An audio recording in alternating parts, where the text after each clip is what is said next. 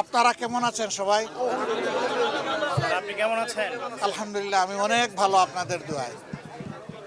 শুধু খারাপ লাগে যে এত বড় একটা আয়োজনে আপনারা সারা দিন ধরে ছিলেন। আমি জাতির জন্য আমার মনের কথাগুলো স্বাভাবিকভাবে তুলে ধরতে পারিনি, এটা আল্লাহর ইচ্ছা। কিন্তু এরপরেও শেষমেশ দুই একটা কথা বলার চেষ্টা করেছি। আগামীতে ইনশাল্লাহ আরও সুযোগ আসবে, আরও কথা বলা যাবে। আপনাদের মাধ্যমে দেশে বিদেশে যারা আমার এই সাময়িক অবস্থা দেখে কষ্ট পেয়েছেন, সহানুভূতি প্রকাশ করেছেন, দোয়া করেছেন, তাদের সকলকে সালাম জানাই এবং কৃতজ্ঞতা জানাই। শুধু দোয়া করবেন যতদিন বেঁচে থাকি আল্লাহ তাআলা যেন মানুষের কল্যাণের জন্যই আমাকে বাঁচাইয়া রাখেন, আমিন। এবং আমার দ্বারা যেন দেশ এবং জাতির কোনো ক্ষতি না হয়। আল্লাহ যেন আমাকে সাহায্য করেন।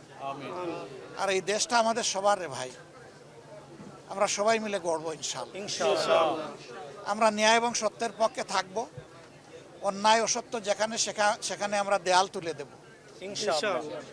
অন্যায় অসত্যের প্রতিষ্ঠা যাতে না হয় আমরা দেয়াল তুলে দেব ইনশাআল্লাহ। ইনশাআল্লাহ। ইনশাআল্লাহ। আমরা একটা দেশ আমাদের যুব সমাজের জন্য উপহার দিয়ে যেতে চাই। ইনশাআল্লাহ। যেই যুব সমাজ বুক পেতে আমাদেরকে মুক্তি এনে দিয়েছে, তাদের প্রতি আমাদের দায় আছে, আমাদের দায়িত্ব আছে। তাদের যে আকাঙ্ক্ষা, এটা অস্বাভাবিক কিছু না। আল্লাহ তাআলা সম্প্রতিও কিছু দেশ আমাকে ঘোরার তৌফিক দিয়েছে। সেই দেশের মিশনারি এবং দেশপ্রেমিক নেতৃত্বের কারণে মাত্র 3 দশকের ভিতরে এক একটা দেশ কোথায় চলে গেছে বদলে। আমরা পারবো ইনশাআল্লাহ। ইনশাআল্লাহ। সবাই আমাদেরকে একটা কথাই বলেছে, তোমরা যদি শুধু দুর্নীতিটা দমন করতে পারো তোমাদের দেশ আমাদের চেয়ে আরো সুন্দর হয়ে যাবে। ইনশাআল্লাহ। কারণ তোমাদের মানুষগুলো আমাদের দেশে যারা সার্ভিস দেয়, তাদের সার্ভিসের উপর ভিত্তি করে এই সমাজ যদি আগাইতে পারে তাহলে তোমাদের দেশ কোনো আগাবে না।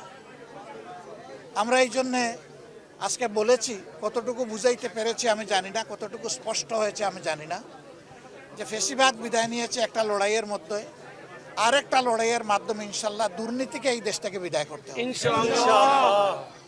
এটা সকল দলের জন্য প্রয়োজন, প্রত্যেকটি নাগরিকের জন্য প্রয়োজন।